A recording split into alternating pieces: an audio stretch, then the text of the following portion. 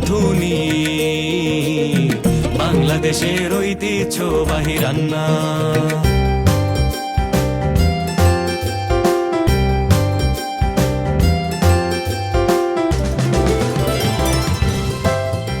আমি সাবিনা সিরাজি, সেরা রাঁধুনি 1422।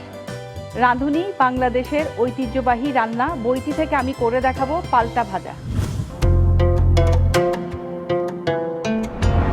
পাল্টা ভাজা রাঁধতে প্রয়োজনীয় উপকরণ: চাল কুমড়ার পাতা মাঝারি 6টি, তেল 4 টেবিল চামচ, নারিকেলের দুধ 1 কাপ, নারিকেল বাটা 4 টেবিল চামচ, রাই বাটা 3 টেবিল চামচ, মরিচের গুঁড়া 1 চা চামচ, হলুদের গুঁড়া 1 চা চামচ, গরম মশলার গুঁড়া 1 চামচের 4 ভাগের 1 ভাগ, পেঁয়াজ বাটা 2 চা চামচ, রসুন বাটা 1 চা চামচ, জিরা বাটা 1 চা চামচ, ধনিয়া বাটা আধা চা চামচ, আদা বাটা 1 চা চামচ, লবণ স্বাদ মতো।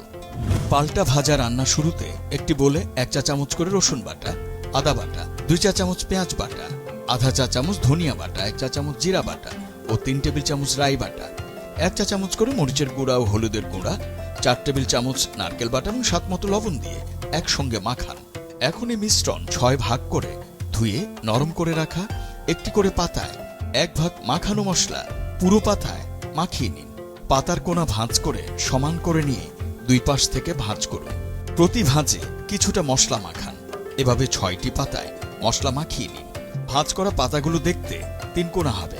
এখন ফ্রাই প্যানে 2 টেবিল চামচ তেল দিয়ে গরম করে অল্প আঁচে পাতা ভাজুন। পাতার রং কালচে হলে তুলে ফেলুন। ওই কড়াইয়ে 1 টেবিল চামচ তেল দিয়ে বাকি মশলা কষান। মশলা কষানো হলে 1 কাপ নারিকেলের দুধ দিন। ফুটে উঠলে পাতা দিয়ে অল্প আঁচে 10 মিনিট চুলায় রাখুন।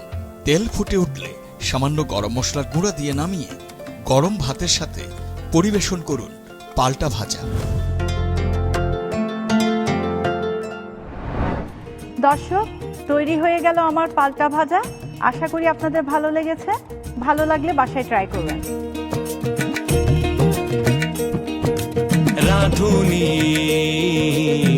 বাংলাদেশের ঐতিহ্যবাহী রান্না।